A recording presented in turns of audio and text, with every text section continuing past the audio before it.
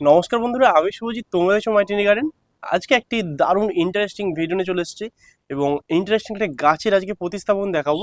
তো সেটা গাছটা হলো এটা হচ্ছে অ্যাপেল গাছ, মানে আপেল গাছ। আর এটার আইডি হচ্ছে HRMN99 অ্যাপেল। এটা কিন্তু দারুণ একটি, এটা আমাদের এখানের সব থেকে ওয়েদারের সঙ্গে ভালো ম্যাচ করেছে এই আইডিটা। এবং এর কালারটা কতটা সুন্দর দেখতে পাচ্ছ, রেড কালারের আপেল হয়। তো দারুণ একটি আইডি, এটারই আজকে প্রতিস্থাপন করব। তো এর সয়েলও আজকে কিন্তু প্রস্তুত করব, কি কি দিয়ে বানাচ্ছি সয়েলটা সেটা দেখতে থাকো তোমরা। তো এক এক করে শুরু করা যাক। তো এই আপেল গাছটি বেশ সয়েল বানানোর জন্য প্রথমেই লাগবে একদম নর্মাল বাগানের যে মাটি, ঝুরঝুরে মাটি।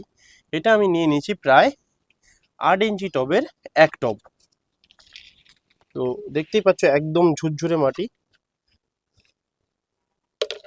তো এর সাথে আমরা আরো বেশ কিছু উপাদান মেলাবো, সেটা বলে দিই সেটা কি কি হবে। সেটা হচ্ছে ভার্মি কম্পোস্ট বা 1 বছরের পুরনো গোবর সার তোমরা ব্যবহার করতে পারো। সেটা আমি নিয়েছি প্রায় 6 ইঞ্চি টবের এক টব। এই ভার্মি কম্পোস্টের একটু যে ডালা ভাবগুলো থাকে, এই যে দানা ভাবগুলো একটু একটু ভেঙে নেবে এগুলো।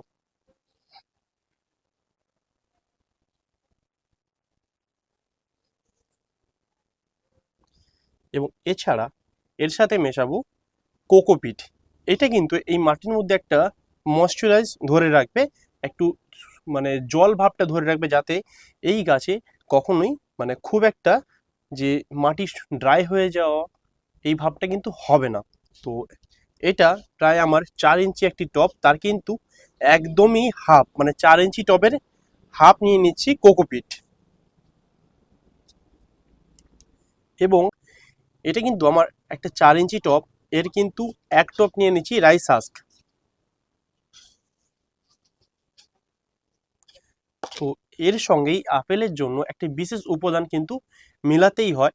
সেটা না দিলে কিন্তু এই যে আপেল গাছের যে বেস সয়েল সেটা কিন্তু হবে না। সেটা হচ্ছে এই যে দেখতে পাচ্ছ তোমরা, বালি চালানোর পরে যে ছোট ছোট ছোট বড় মাঝারি যে কাঁকরের দানা থাকে, মানে পাথরকুচি থাকে, সেই পাথরকুচি।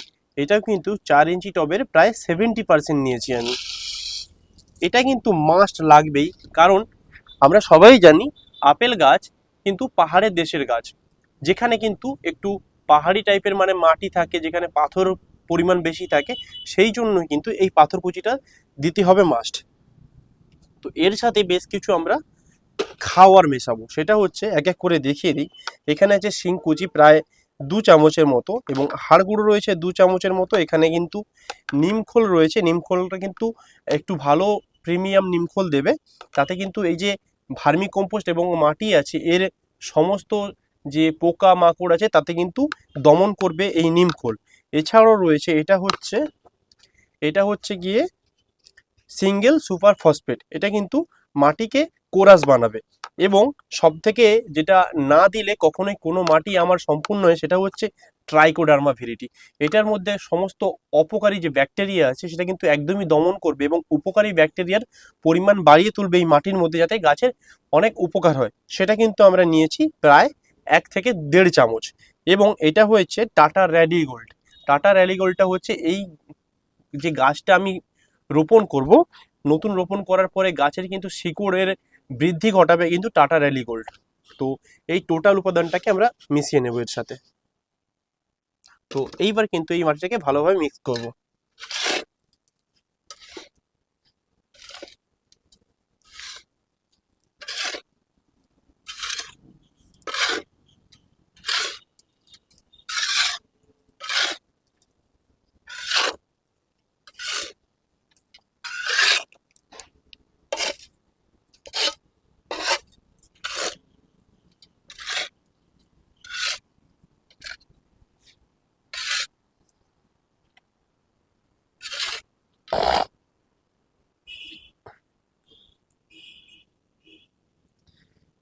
এই যে মেশানো কমপ্লিট, এবার কিন্তু এই HRMN99 অ্যাপেলের বেস সয়েল রেডি হয়ে গেছে। তো এইবার কিন্তু আমরা এর প্রতিস্থাপন করব। প্রতিস্থাপনের জন্য কিন্তু একটা পট লাগবে, সেটা হচ্ছে আমার এই 10 ইঞ্চির একটা পট। এবার 10 ইঞ্চি কেন নিচ্ছি, এটা অনেকেই বলবে দাদা আপেল গাছ এটা কিন্তু দীর্ঘস্থায়ী গাছ, এটার জন্য একটা বড় টব দরকার। না বন্ধুরা, একদমই না।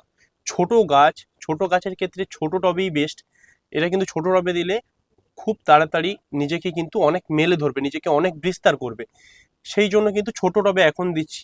পরবর্তী সময় মানে 6 থেকে 8 মাস পরে কিন্তু আবার রিপোর্টিং করব, তখন কিন্তু এই 10 থেকে 12 ইঞ্চি বা 14 ইঞ্চির টবে আমরা প্রতিস্থাপন করব। তো এখন কিন্তু এই 10 ইঞ্চির টবেই হচ্ছে আমরা প্রতিস্থাপন করব।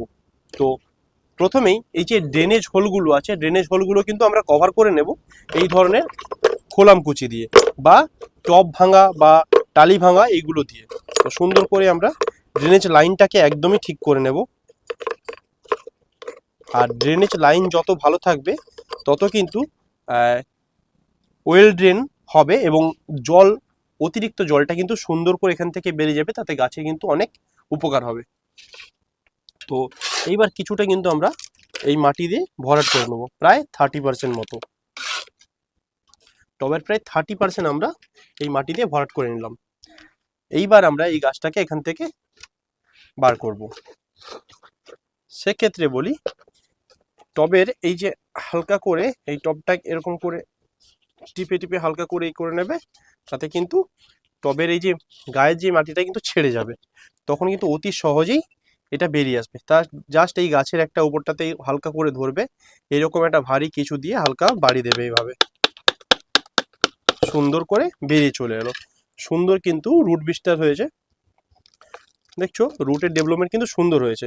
তো আমরা কি করব, হালকা করে এই ওপরের মাটিটা খসিয়ে নেব।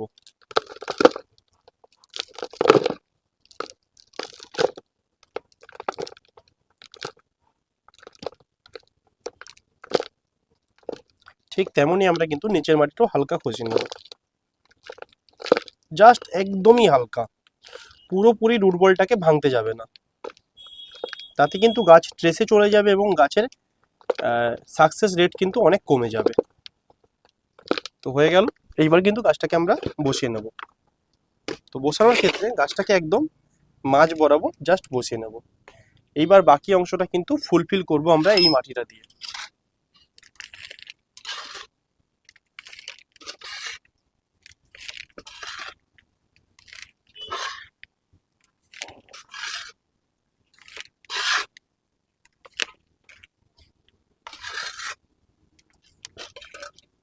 এইরকম কিন্তু সাইড থেকে হালকা চেপে চেপে মাটিটাকে বসিয়ে নেবে, যাতে এই মাটির মধ্যে কোনো এয়ার না থাকে।